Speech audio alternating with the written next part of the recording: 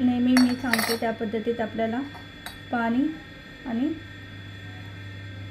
पाण्याने धान्य ओलं करून घ्यायचं आणि मग आपल्याला शिवामूठ व्हायची आहे.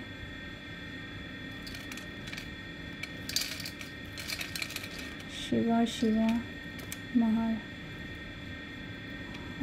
मी शिवामूठ अर्पण केली आहे, पण शिवामूठ अर्पण करताना आपल्याला बोलायचं आहे, शिवा शिवा महादेवा माझी शिवामूठ ईश्वरी देवा, मनातल्या इच्छा पूर्ण कर रे देवा, असं बोलून आपल्याला ही शिवामूठ अर्पण करायची आहे. बघा, शिवामूठ सर्व महिलांना प्रश्न पडला असेल की सातू म्हणजे काय. तर हे पाचवा श्रावणी सोमवारी शिवामूठ आहे सातू. आता सातू म्हणजे काय, तर सातू म्हणजे 3 धान्य असतात.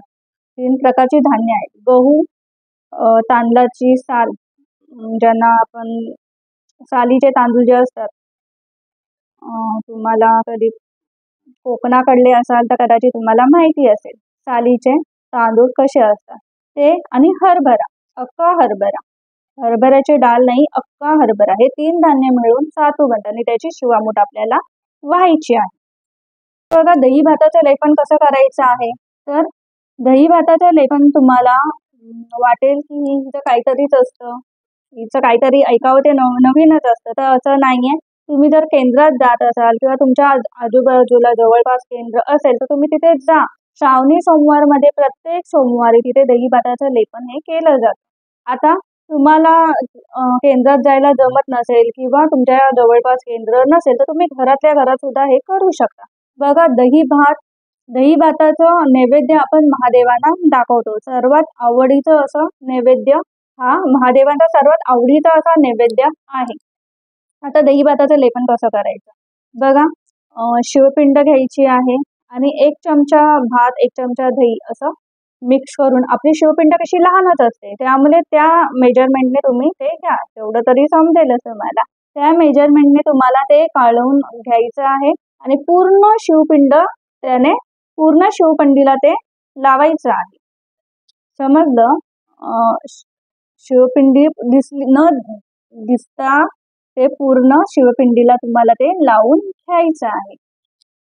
त्यानंतर लावून झाल्याच्या नंतर ते थोडा टाइम ठेवून पुन्हा ते सर्व लेपन काढून घ्यायचं आहे आणि तो प्रसाद तुम्हाला घरातल्या सगळ्यांना द्यायचा आहे.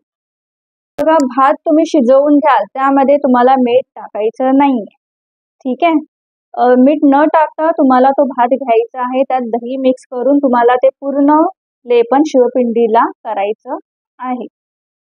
त्यानंतर तुम्हाला शिव अष्टोत्तर नामावली बोलायची आहे. हातात बेलपत्र घेऊन तुम्हाला शिव अष्टोत्तर नामावली बोलायची आहे. भगवान शंकरांची 100 नावं जी तुम्हाला नित्यसेवेच्या पुस्तकामध्ये मिळून जाईल. त्याचबरोबर तुम्हाला महामृत्युंजय मंत्राचं पठण करायचं आहे, जाप करायचा आहे 108 वेळा. अगदीच काही जमत नसेल तर फक्त ओम नमः शिवाय ओम नमः शिवाय जरी बोललात, 1 माळ त्याची घेतली तरी चालणार आहे. शिवचालिसा बोलायची आहे. शिवलीलामृतातला 11वा अध्यायाचं सुद्धा पठण करायचं आहे. बघा, सेवा करायला गेल्या तर खूप आहेत, फक्त केल्या पाहिजेत. नाही करायचं असेल तर काहीच नाही, केलं तर खूप काही आहे, फक्त भाव महत्वाचा आहे. तुम्ही किती भक्तिभावाने किती श्रद्धेने देवाची पूजा करता याला महत्व आहे. जर तुम्ही बोलाल मला टाइमच नाही, या सर्व गोष्टी करायला आम्हाला वेळ नाहीये, तर ठीक आहे, वेळ नाहीये, पण तुम्ही अगदी काम करताना जरी भगवंताचं नाव घेतलं तरी सुद्धा देव प्रसन्न होतो. त्यामुळे माझी तुम्हा सर्वांना कळकळीची विनंती आहे, शेवटचा श्रावण सोमवार आहे, निदान आजच्या दिवशी तरी भगवान शंकरांची उपासना करा.